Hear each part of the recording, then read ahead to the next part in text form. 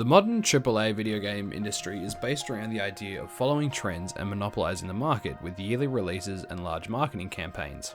However, AAA video games rarely take any extraordinary risks. They simply create the environment for others to take the risk for them. Let's start by looking at AAA companies and the games that they produced, as well as the dates they were released. As you watch these titles appear on screen, look for a pattern and theme. I'm sure you noticed the same thing I did. One figure being the focus, the style and theme unchanging from its original, just with graphical improvements. It is here that the formula for AAA companies reveals itself. The art is a perfect metaphor for their greatest strength, the ability to create new games each year with slight technical and graphical improvements. However, it also displays their greatest weakness, their inability to change and take risks. Creative destruction is a more apt term than I believe the article by John Banks and Stuart Cunningham was able to convey. The modern industry of game development revolves around AAA developers and publishers like EA, Ubisoft, and Rockstar, sticking to standard conventional games and creating sequels to established IPs, and not really making any attempt to take risks or make major advancements beyond technical and graphical improvements, which occur naturally within the industry. However, it is the pressure that these large companies put on the video game market that creates the environment for indie developers to make the large revolutions in terms of genre and methods of storytelling.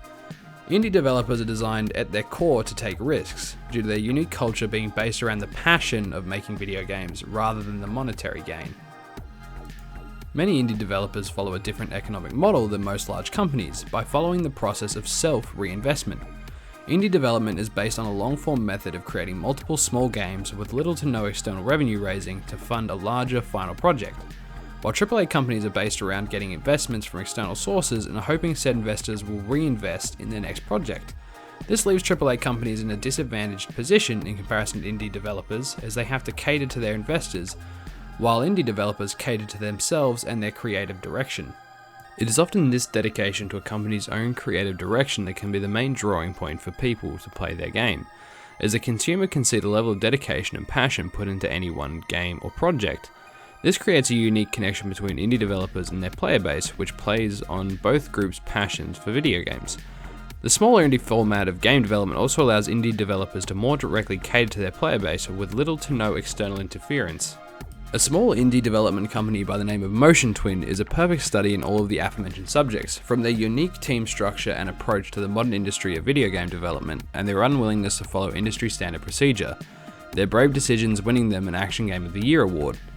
Prior to 2014, Motion Twin developed web browser and mobile games such as Arcadio, Mush, and Diatonite, netting them a sustainable amount of income. However, they slowly started to drift away from this market as their passions leaned towards creating hardcore games for PC. A statement made by their communication managers summarized their reasons for changing path. The company took big risks when we moved away from the mobile market, which for all its faults were providing us with a sustainable business. We traded that relative security for the ability to develop a game that we wanted to play.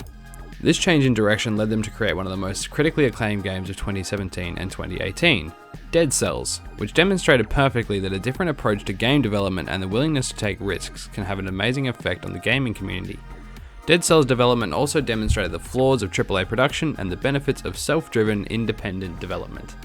Given the polarizing comparison between the work ethic of Motion Twin and most AAA companies, it's worth taking a look at the work culture involved with AAA development and how crunch culture is giving rise to the indie development work ethic. AAA companies are based around meeting production and release deadlines. This often leads to what is named crunch. Crunch refers to game developers having to work severely increased hours in an effort to meet deadlines. A recent example of this is Rockstar's Red Dead Redemption 2, a game that earned a large amount of notoriety towards its release by forcing some developers to work 100-hour work weeks to meet certain deadlines.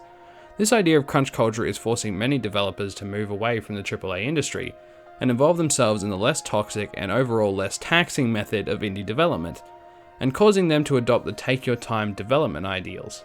In conclusion, the video game industry as a whole is built around the principles of creative destruction, and this process is often revealed by the games we play. Look through your video game library, look for the aesthetic and the use of color and genre and its method of storytelling. Then look for the similarities between games from AAA companies. Draw your attention to their similar themes and message. And, finally, pay attention to those little known games, those small titles that still take up space on your hard drive, and ask yourself why they deserve a spot as well.